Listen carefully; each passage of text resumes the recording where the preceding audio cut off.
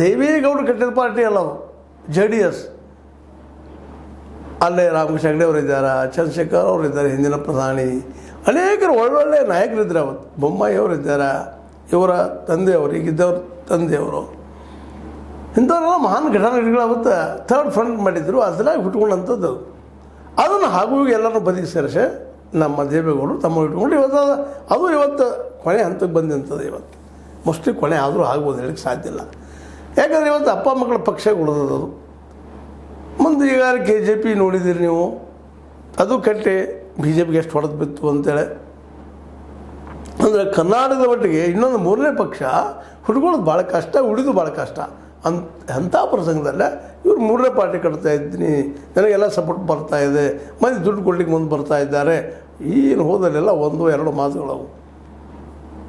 ಇದರಿಂದಾಗಿ ಉಳಿದವರೆಲ್ಲ ಹೇಳಿದ್ರೆ ಇಲ್ಲ ಅಂತಲ್ಲ, ಅವ್ರ ಬೆಂಬಲ ಇವರು ಇಲ್ಲ, ನಾವು ಪಾರ್ಟಿಯಲ್ಲಿ ಉಳಿತೀವಿ ಹಾಗೆ ಹೇಗೆ ಅಂತೇಳಿ.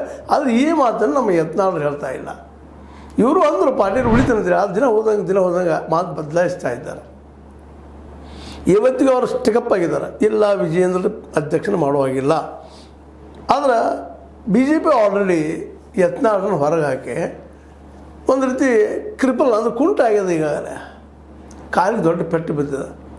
ಸಪೋಸ್ ಏನಾದರೂ ಮೂರನೇ ಪಕ್ಷ ಕಟ್ಟೋದು ಹೊರಟ್ರೆ ಅದರಲ್ಲಿ ಈಗ ಈಶ್ವರಪ್ಪನವ್ರು ಬರ್ತಾರೆ, ಹಿಂದೂವಾದ ಜನಗಂಟೆ ಅನೇಕ ಜನ ಕೂಡ್ತಾರೆ, ಇಲ್ಲ ಅಂತಲ್ಲ.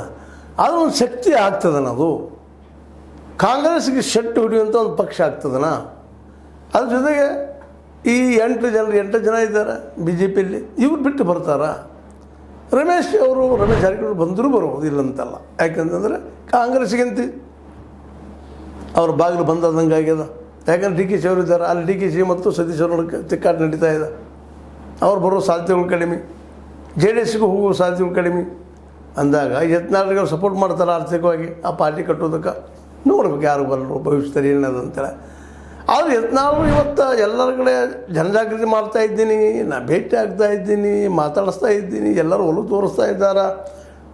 ಇನ್ನೊಂದು ಪಾರ್ಟಿ ಆಗಲಿಲ್ಲ ಅಂತ ಹೇಳ್ತಾ ಇದ್ದಾರೆ, ಅದನ್ನು ಹೊಸ ಪಕ್ಷ ಕಟ್ತೀನಿ ಅಂತೇಳಿ ಈಗ ಯುಗಾದಿ ಸಂದರ್ಭದಲ್ಲಿ ಅಲ್ಲೇ ಇಲ್ಲೇ ಹೋದಲ್ಲೆಲ್ಲ ಹೇಳ್ಕೊಳ್ತಾ ಇದ್ದಾರೆ. ಹೀಗಾಗಿ ಇದ್ರ